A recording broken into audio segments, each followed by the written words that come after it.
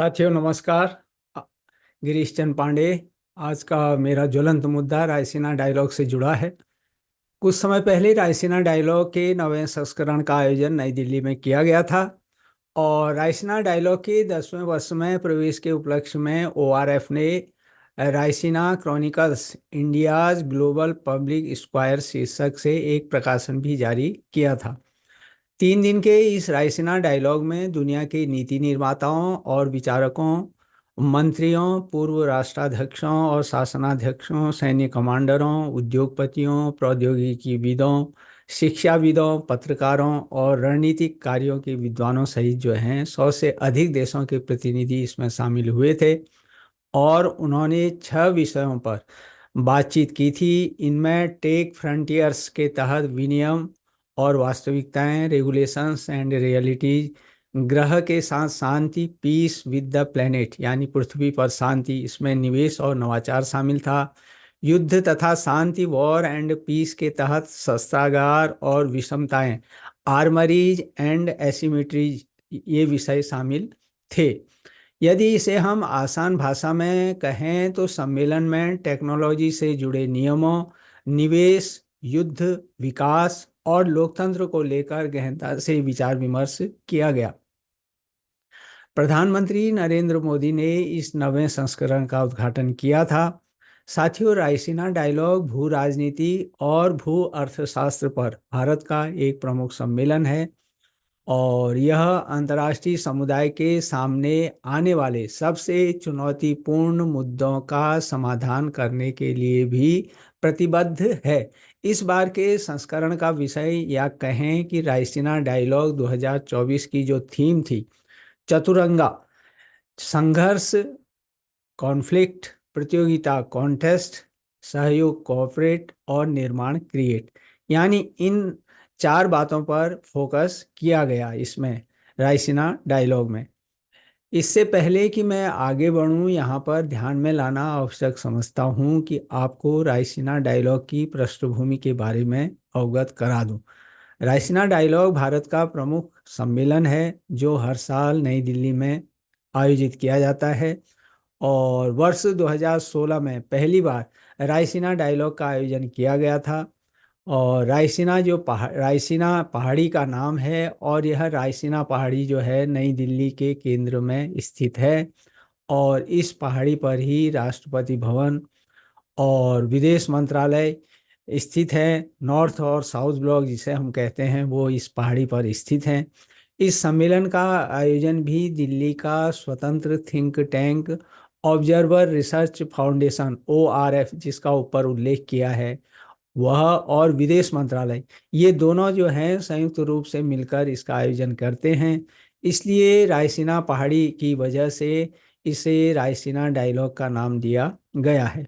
साथियों, प्रतिवर्ष आयोजित होने वाले इस सम्मेलन का उद्देश्य दुनिया के सामने आने वाले सबसे चुनौतीपूर्ण मुद्दों का समाधान करना है। इसलिए रायसीना डायलॉग का वैश्विक महत्व है। रायसीना डायलॉग को सांगरी ला डायलॉग की तर्ज पर जो है संरचित किया गया है, यानी तैयार किया गया है, अवधारणा उससे ली गई है।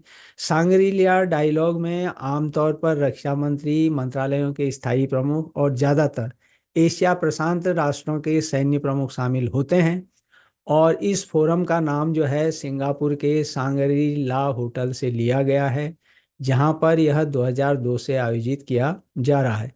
साथियों, जहां तक भारत का संबंध है, रायसीना डायलॉग के प्रमुख 2 उद्देश्य इस प्रकार हैं। पहला तो है एशियाई एकीकरण के लिए भविष्य के अवसरों का पता लगाना और बड़े पैमाने पर दुनिया के साथ एशिया के एकीकरण को आगे बढ़ाना। और दूसरा जो है रायसीना डायलॉग हिंद महासागर क्षेत्र में भारत द्वारा निभाई गई महत्वपूर्ण भूमिका पर भी जोर देता है और यह भी बताता है कि वह अपने सहयोगियों के साथ एक स्थिर क्षेत्रीय विश्व व्यवस्था कैसे बना सकता है। इस बार के आयोजन में मुख्य अतिथि के तौर पर और मुख्य वक्ता के रूप में भाग लेने के लिए पहली बार यूरोपीय राष्ट्र ग्रीस के प्रधानमंत्री क्यारिकोस मित्सोटाकिस ने 21 फरवरी से 23 फरवरी 2023 2023 को 2 दिन की भारत यात्रा की थी। साथियों, उनकी यह यात्रा इस रूप में ऐतिहासिक थी कि 16 साल के बाद ग्रीस के किसी प्रधानमंत्री ने भारत की यात्रा की थी। इससे पहले अगर हम देखें, प्रधानमंत्री नरेंद्र मोदी ने अगस्त 2023 में दक्षिण अफ्रीका के जोहान्सबर्ग में 15वें ब्रिक्स शिखर सम्मेलन में भाग लेने के बाद 25 अगस्त 2023 को ग्रीस के प्रधानमंत्री किरियाकोस मित्सोताकिस के निमंत्रण पर वहां की यात्रा की थी। और प्रधानमंत्री मोदी की जो यह यात्रा थी, यह 40 वर्षों के बाद किसी भारतीय प्रधानमंत्री की पहली ग्रीस यात्रा थी। और इससे पहले प्रधानमंत्री इंदिरा गांधी ने सितंबर 1983 में ग्रीस की यात्रा की थी। साथियों, यह भी इम्पोर्टेंट यहाँ पर महत्वपूर्ण है कि रायसीना डायलॉग के इस नवें संस्करण के उद्घाटन से पहले नरेंद्र मोदी ने ग्रीस के प्रधानमंत्री के साथ द्विपक्षीय और प्रतिनिधिमंडल स्तर की वार्ता की थी और आपसी हित के कई महत्वपूर्ण मुद्दों पर विचार विमर्श किया। दोनों नेताओं की द्विपक्षीय बातचीत में जो है व्यापार है, रक्षा उत्पादन है और आतंकवाद के मुद्दे पर सहयोग बढ़ाने के लिए विचार विमर्श किया गया और उन पर आपसी सहयोग बढ़ाने की सहमति जो है व्यक्त की गई। वार्ता के दौरान दोनों पक्षों ने उच्च शिक्षा है, फार्मा है, चिकित्सा उपकरण हैं, प्रौद्योगिकी है, नवाचार है और कौशल विकास, कृषि और अंतरिक्ष जैसे कई और भी क्षेत्रों में सहयोग बढ़ाने पर विचार विमर्श किया। मोदी के अनुसार डिफेंस और सिक्योरिटी में बढ़ता सहयोग हमारे गहरे आपसी विश्वास को दर्शाता है। इस क्षेत्र में वर्किंग ग्रुप के गठन से हम डिफेंस, साइबर सिक्योरिटी है और काउंटर टेररिज्म है, मैरीटाइम सिक्योरिटी जैसी साझा चुनौतियों पर आपसी समन्वय बढ़ा सकने में समर्थ होंगे, ऐसा मोदी का कहना था। मोदी का आगे यह भी कहना था कि भारत में डिफेंस मैन्युफैक्चरिंग डिफेंस मैन्युफैक्चरिंग को प्रोडक्शन और को डेवलपमेंट के नए अवसर बन रहे हैं जो दोनों देशों के लिए लाभदायक हो सकते हैं।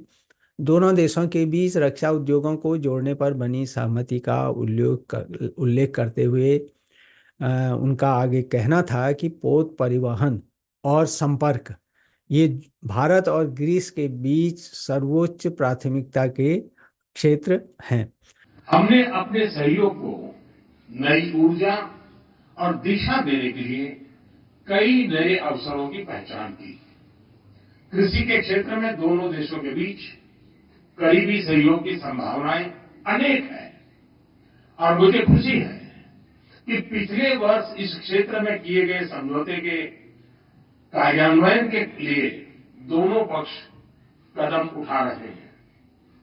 हमने pharma, medical devices, technology, innovation, skill development और स्पेस जैसे कई क्षेत्रों में सहयोग बढ़ाने पर जोर दिया। हमने दोनों देशों के स्टार्टअप्स को भी आपस में जोड़ने पर चर्चा की।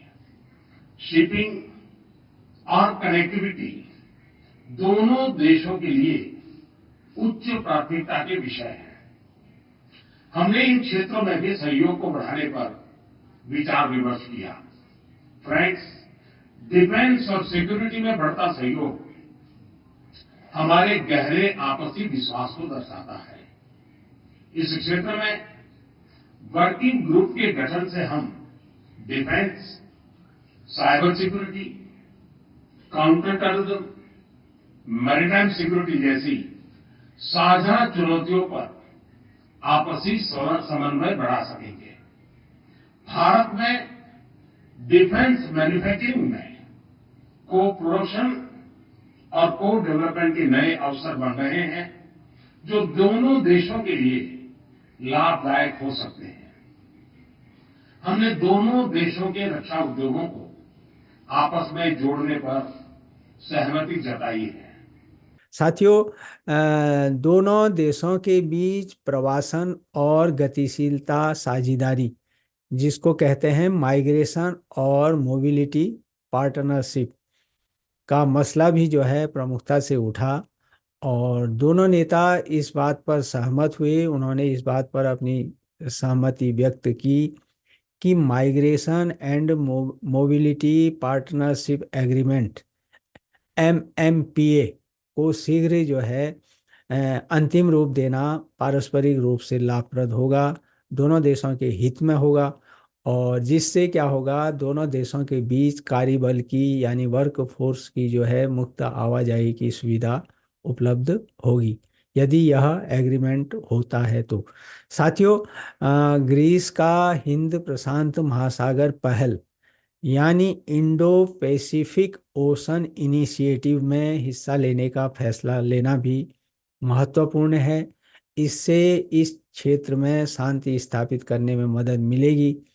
और दोनों प्रधानमंत्री इस पर भी सहमत थे कि सभी विवादों और तनाव का जो है समाधान बातचीत और कूटनीति के माध्यम से ही किया जाना चाहिए।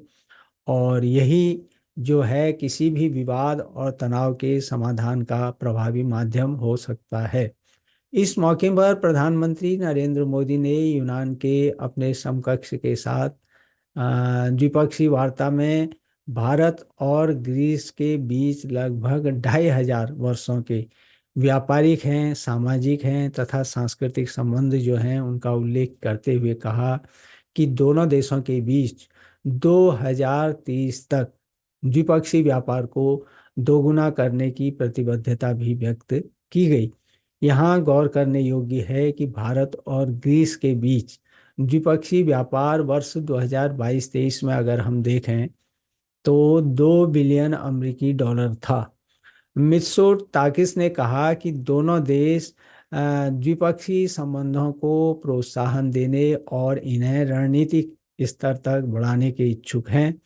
उन्होंने यह भी कहा कि कृषि है, पर्यटन है और साइबर क्षेत्र, ये जो 3 क्षेत्र, इन 3 क्षेत्रों के अलावा विभिन्न क्षेत्रों में भी सहयोग बढ़ाने पर चर्चा हुई। यानी कृषि है, पर्यटन है, साइबर क्षेत्र है, इसके अलावा और भी विषयों में आगे दोनों देशों के बीच सहयोग बढ़ाने की प्रतिबद्धता जो है दोनों प्रधानमंत्रियों ने व्यक्त की।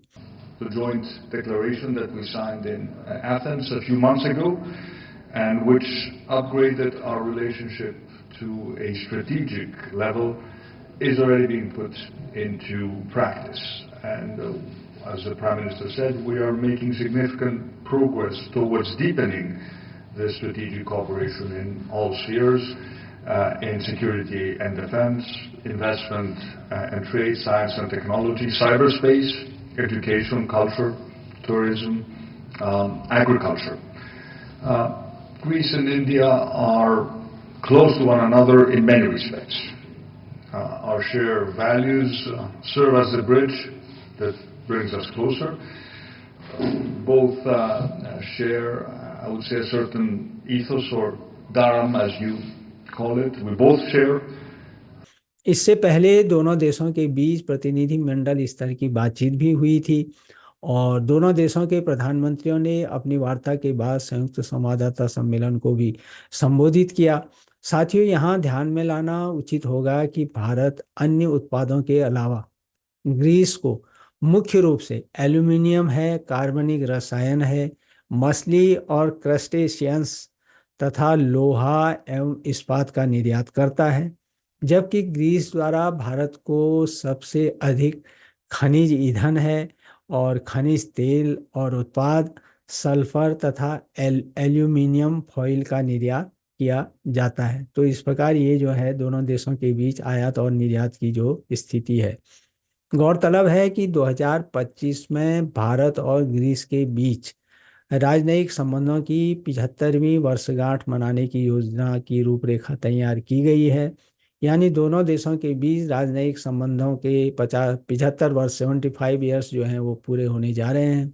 दोनों प्रधानमंत्री इस बात पर भी सहमत थे कि सभी विवाद और तनाव का समाधान किया जाना बहुत जरूरी है।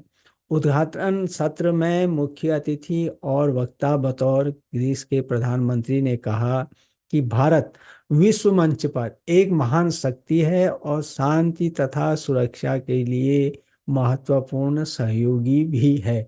उनका कहना था कि भारत G20 संगठन में एक उभरती हुई शक्ति है और जलवायु परिवर्तन से निपटने में उसकी भूमिका जो है एक अग्रणी देश के रूप में है।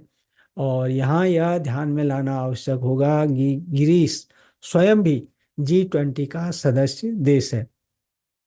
साथियों, मित्सोताकिस ने प्रधानमंत्री मोदी से दोनों देशों के बीच की साझेदारी को और मजबूत करने का आग्रह किया। इस अवसर पर विदेश मंत्री डॉक्टर एस जयशंकर ने कहा कि भारत ग्रीस साझेदारी एक आधार के रूप में काम करेगी, यानी इससे हम आगे अपने संबंधों को और विस्तार देंगे। रायसीना डायलॉग में विदेश मंत्री डॉक्टर जयशंकर ने कहा कि संयुक्त राष्ट्र में अभी भी औपनिवेशिक युग के संगठन की झलक दिखाई देती है, इसलिए उन्होंने इस संगठन में सुधार की जरूरत बल देते हुए कहा कि यह समय की मांग है कि संयुक्त राष्ट्र में सुधार किए जाएं। उन्होंने कहा कि जब संयुक्त राष्ट्र यानी यूनाइटेड नेशंस का निर्माण हुआ था तब इसमें लगभग 50 सदस्य देश शामिल थे। अब इसकी संख्या बढ़कर 4 गुना से भी अधिक हो गई है और ऐसी स्थिति में उनका कहना था कि अगर पिछले 5 वर्षों को देखें तो सभी बड़े मुद्दों के लिए हम बहुत अच्छे समाधान नहीं ढूंढ पाए हैं, इसलिए संयुक्त राष्ट्र में सुधार बहुत ज़रूरी है। आगे उनका यह भी कहना था कि कई मामलों में यहाँ पर जो है संयुक्त राष्ट्र में नियमों से खिलवाड़ भी किया गया है। We take the UN, when the UN was invented, it had at least about approximately 50 members. We have 4 times the members. So it's a common sense proposition that you can't continue the same way when you have 4 times the members. We use the UN very often to illustrate that point. We've also seen, if you look at the last 5 years, all the big issues, in a way, we have not been able to find multilateral solutions. So the results are also, or the lack of results demonstrate the case for reform. But there's a larger, I think, global conversation and a global rebalancing as well, which is bigger than the UN, which is really, whose rules, how does it work? Because what has also happened is, in many cases, the rules have been gamed. तो स्वाभाविक है कि उनका जो संकेत था संयुक्त राष्ट्र सुरक्षा परिषद में सुधार से था और ऐसे में सवाल यहाँ पर यह उठता है कि भारत इस वैश्विक संस्था को लेकर एक बार फिर क्यों सवाल उठा रहा है। विदेश मंत्री डॉक्टर जयशंकर ने कहा कि आने वाले दशकों में भारत का महत्व और ज़्यादा बढ़ेगा और इसलिए उन्होंने पुरजोर जो है एक प्रकार से संयुक्त राष्ट्र सुरक्षा परिषद में सुधार की यहाँ पर वकालत की। दिल्ली में Raisina young fellow alum dinner में डॉक्टर जयशंकर ने कहा कि भारत ने बाकी दुनिया के लिए तौर तरीके और उदाहरण बनाना शुरू कर दिया है, यानी भारत ने एक एग्जाम्पल जो है विश्व के समक्ष रखा है। उनका कहना था कि भारतीय समाज और राजनीति के लिए दुनिया के नज़रिए में भारी बदलाव आया है। वहीं दूसरी ओर वाणिज्य और उद्योग मंत्री पीयूष गोयल ने भी भारतीय अर्थव्यवस्था की सुदृढ़ता हेतु व्यापक आर्थिक बुनियादी ढांचों को सशक्त बनाने में पिछले 10 वर्षों में सरकार की ओर से की गई महत्वपूर्ण पहलकदमियों जैसे स्टार्टअप इंडिया है, मेक इन इंडिया है और डिजिटल इंडिया, इनके साथ ही अन्य योजनाओं का भी उन्होंने उल्लेख किया जिससे भारतीय अर्थव्यवस्था को एक नया रूप मिला है। साथियों, रायसीना संवाद से इतर यानी अलग भी द्विपक्षीय बैठकें आयोजित की गई। और डॉक्टर जयशंकर ने रायसीना संवाद से अलग जो है रोमानिया है, मॉरिशस है, नेपाल और भूटान के विदेश मंत्रियों के साथ द्विपक्षीय वार्ता की और आपसी हित के मुद्दों पर विचार विमर्श किया। और डॉक्टर जयशंकर ने डेनमार्क के विदेश मंत्री लार्स लोके रासमुसेन से भी मुलाकात की और आपसी हित के द्विपक्षीय, क्षेत्रीय और अंतर्राष्ट्रीय मुद्दों पर विचार विमर्श किया। साथ ही रक्षा है, सुरक्षा है तथा नई प्रौद्योगिकी सहित नए क्षेत्रों में अपनी साझेदारी बढ़ाने की दिशा में काम करने पर भी सहमति व्यक्त की गई।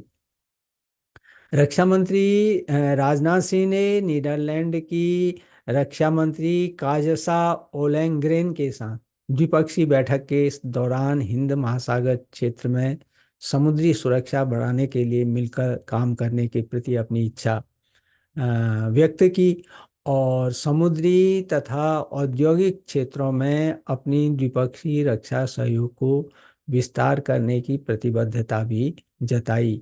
यानी नीदरलैंड के साथ रक्षा क्षेत्र में सहयोग को और आगे किस प्रकार से तेजी लाई जाए, इस विषय पर दोनों नेताओं ने आपसी विचार विमर्श किया, रायसीना डायलॉग से अलग।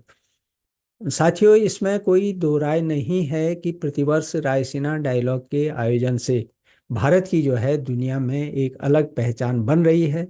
और 10 साल पहले शुरू किया गया रायसीना डायलॉग निसंदेह बेहतरीन नवाचारों में से एक है और इसके जरिए जो है कई देश इसमें शिरकत करते हैं और भारत के दुनिया के साथ जो है संबंध प्रगाढ़ हो रहे हैं और आपसी संबंधों में एक और गहनता जो है आ रही है।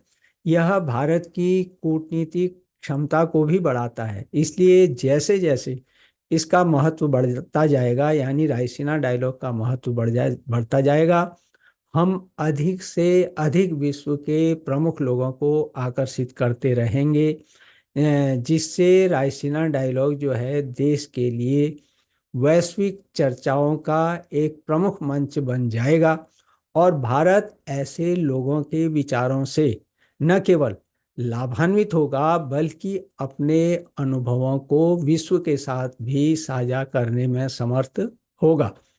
तो साथियों, ये ही मेरा आज का मुद्दा था जो मैंने आपके समक्ष बांटा, शेयर किया। आप अपनी टिप्पणी अवश्य दें। पसंद नापसंद, लाइक डिसलाइक का मैं हमेशा स्वागत करता हूं। साथ ही यदि आपने मेरे इस चैनल को सब्सक्राइब नहीं किया है तो कृपया कीजिएगा और साथ ही इसको शेयर भी कीजिएगा, लाभप्रद सूचना है। और जैसा मैं कहते आया हूं कि अभी 2023 में मेरी कुछ पुस्तकें बाज़ार में आई हैं जिनका मैं लिंक दे रहा हूं। यदि आप उनका अध्ययन करेंगे तो अवश्य लाभान्वित होंगे। तो इन्हीं शब्दों के साथ मिलता हूं आपसे अतिशीघ्र एक नए ज्वलंत मुद्दे पर। तब तक आप सुखी रहिए, स्वस्थ रहिए, प्रसन्न चित्त रहिए, लेकिन मेरे आने वाले ज्वलंत मुद्दे का बेसब्री से हमेशा से इंतजार करते रहिए। तो एक बार पुनः नमस्कार।